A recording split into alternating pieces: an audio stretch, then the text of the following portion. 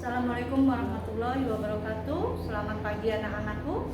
Kita jumpa lagi dalam materi selanjutnya, yaitu susunan rangkaian hambatan. Ada 3 buah susunan, bisa disusun secara seri, paralel, dan gabungan antara seri dan paralel. Kita coba satu-satu ya. Untuk rangkaian seri, lihat dipasang secara berurutan ya. Kalau seri dipasangnya berurutan, lanjut terus ya. Positif dengan negatif, gabung dengan positif lagi, negatif ketemu positif, dan seterusnya gitu ya. Kalau disusun secara seri. Maka kalau ada susunan secara seri begini, maka rumus untuk mencari hambatan gabungannya tinggal jumlahkan saja ya. R1 tambah R2 ditambah R3. Ini rumusnya kalau dipasang seri ya. Atau kalau misalkan ada contoh nih, R1-nya 2 ohm, R2 3 ohm, dan R3-nya 4 ohm. Maka berapa R seluruhnya kalau disusun seri? Jumlahkan ke sini ya. Ini R serinya berapa? Masukkan 2 tambah 3 tambah 4. Maka R serinya jadi berapa nih totalnya? 2 tambah 3 tambah 4. Jadi berapa? 9 ohm. Ya, paham ya? Sekarang kalau dipasang paralel, lihat nih di sini ya, lihat rangkaiannya itu bercabang. Pemasangannya positif dihubungkan dengan positif, negatif dihubungkan dengan negatif. Kalau disusun secara paralel, bagaimana rumusnya? Maka rumusnya 1 per R paralel ini sama dengan 1 per R1 ditambah 1 per R2 ditambah 1 per R3. Kalau ada 4, 5 dan seterusnya ya ini nambah lagi tentunya. Sama seri juga begitu ya. Oke. Kalau misalkan ibu punya contoh soal R1-nya 2 ohm, R2-nya 4 dan R3-nya 6, maka cara mengerjakannya ya 1 per 2, 1 per 4, 1 per 6. Sama kan menyebutnya 2, 4, 6, maka 12 ya. 12 bagi 2, 6.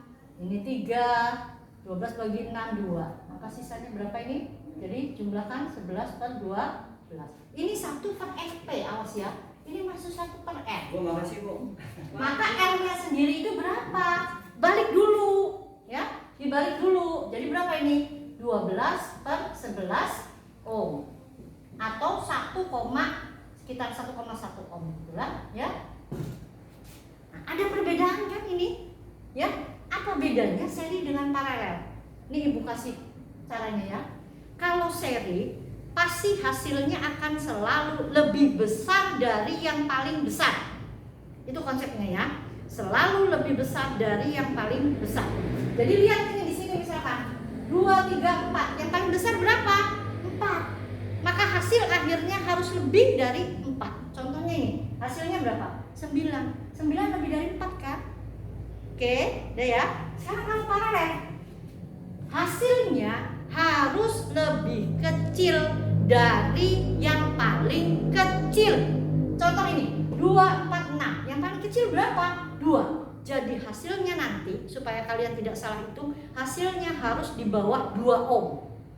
Hasilnya harus di bawah 2 ohm. Sekarang jumlahnya berapa ini? Ternyata nilainya 12, 11, 1,1. Kurang dari 2 ohm kan? Ya, itu diingat ya kalimat itu. Lanjut. Jika rangkaian gabungan seri dan paralel, maka kalau ada rangkaian gabungan begini, kalian harus cara mengerjakannya yang mana dulu? Cari yang paling gampang dulu. Tidak harus seri dulu, tidak harus paralel dulu, tidak. Tapi silahkan sesuaikan dengan gambarnya. Untuk gambar yang ini, kita kerjakan ini dulu. Ya, kerjakan ini dulu. Ini dikerjakan secara paralel. Ya kan? Maka kerjakan ini dulu secara paralel, yaitu 1 per R2 dan 3. Maka ini paralel 1 per R2 ditambah 1 per R3. Masukkan 1/4, 1/4, jadi 2 per 4. Maka R23-nya dibalik 4 per 2 ohm. Ini baru nilai yang ini ya. Ini baru R nih ya. Sekarang lanjut. Ini RP-nya misalkan ya, ini RP. Nah, sekarang gabungannya, maka R totalnya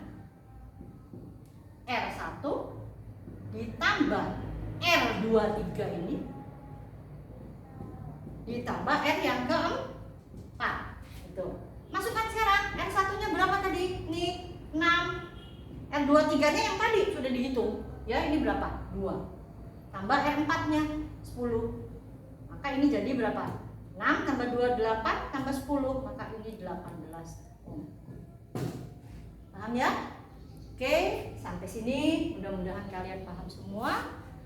Dan jika ada pertanyaan silahkan kalian hubungi Japri di Kecil Ibu ya. Oke, terima kasih. Wassalamualaikum warahmatullahi wabarakatuh.